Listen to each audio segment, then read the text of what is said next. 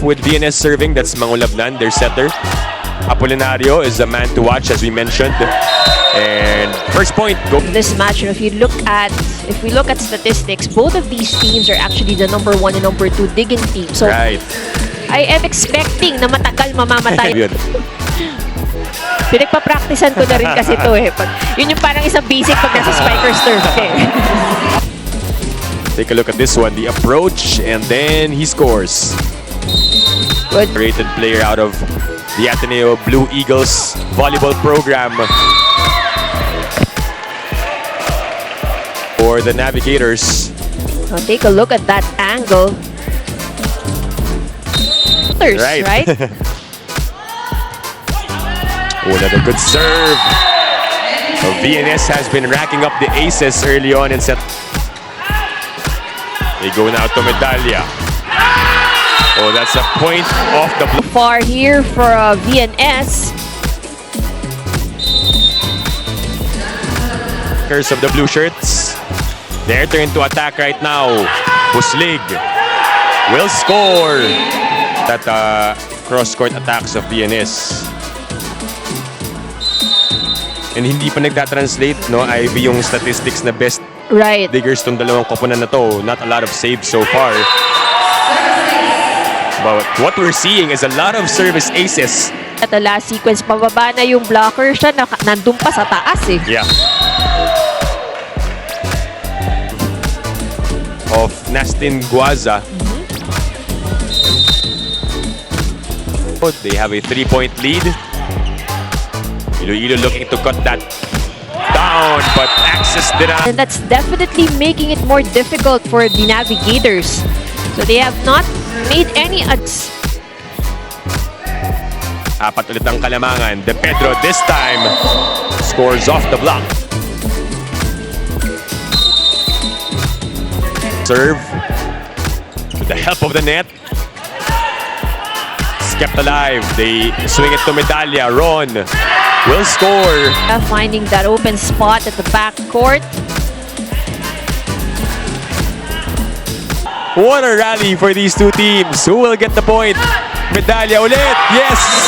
Medalla ng paraan. That was quality volleyball. Oh yes, definitely. A lot of good defense and offense from both of these teams.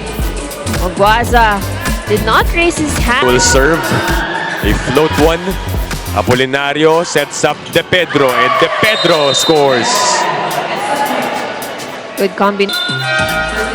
Balitan ulit ng tao as Cortez checks in. Mangulabnan back sets to Medalla, and off the block he scores. Blocking.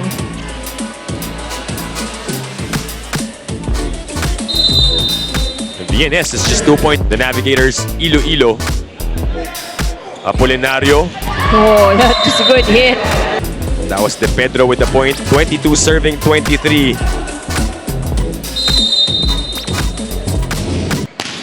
In the open conference, Bagalay though has other things in mind. It's gonna be a timeout called by the Navigators as they talk things over. Navigators come up with De Pedro ulit. Pedrosa was there. And Bagalay will finish ng beses to give up a set here in the open conference. Talking about the Navigators, it's Pemie Bagalay. Guaza with 5 points, De Pedro with 6, Disquitado with 4, and Cortez with 2. Number 2. And that's Medalla with his 7th point. He's now the top scorer for the side. Our men's national team pool, as mentioned a while ago by Doreen. So ecstatic, so excited to play for the country and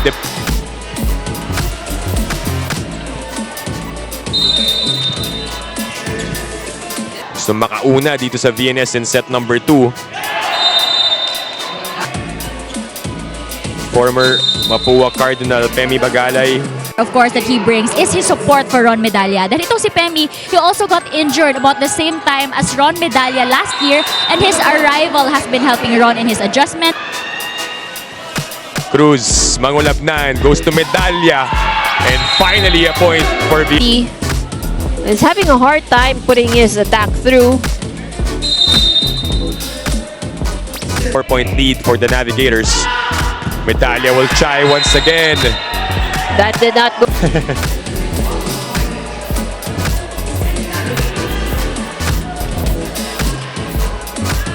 But there was no touch. The play resumes. 14-8 is our score here in set number 2. Medalla. That is a point for Vietnam.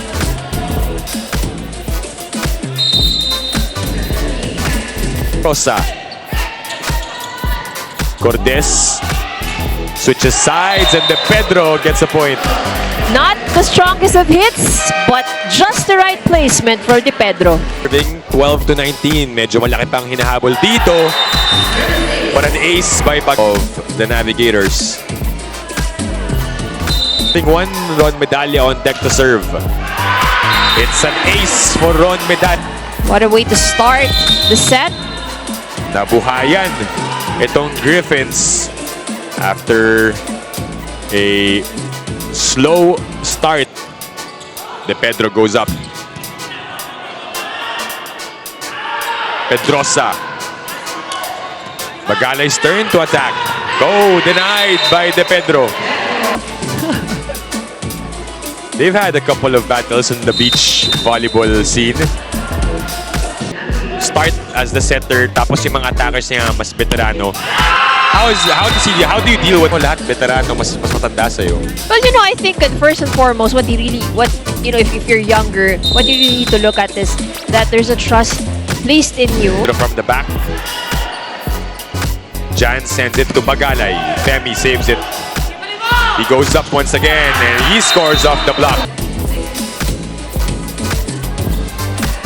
The powerful hit. This time won't be denied. They're showing exactly why. Ooh, the Pedro goes down the line. Each with the ball is talagang sa ibabaw niya lagi kinukuha eh. Yeah. Got good length. Mangulabnan sends it to Medalla. And Ron Medalla. You can really see that both of these teams realize how important it is to win this set. It's 2 aces. Good serve that leads to the attack of Pep. We are tied at 21 all. Thank you for our reports on the sidelines. So after losing set number 1, then head here, take a look at this play. Mangulabnan setting up Bagalay. Bagalay well. Itong the Navigators Iloilo. And this time it drops for Pemie. The thing about, Pemie is that he doesn't have as a high reach as the others. Yeah. But he knows. No connection there, but it ends up on the side of VNS. Cruz wants to set up Medalla, and he scores off the block.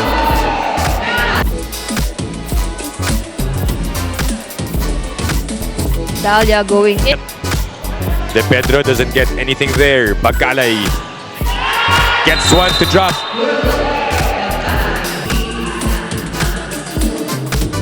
Good setup by Ron Medalla.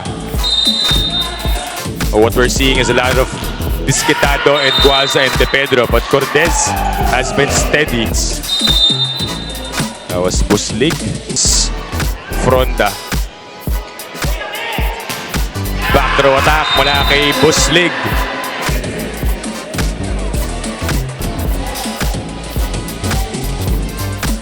Navigators Kenby has shown in their past 2 games. Buslig will score. Jake Buslig getting that one through. This is where usually Coach Ralph Ocampo Chai a bit too low in the set. Medalla sends it to Buslig, who scores. That touched the hand. At one point has to take advantage. They can't afford to exchange point. Mangulabnan sends it to the left to Bagalay, who keeps them alive.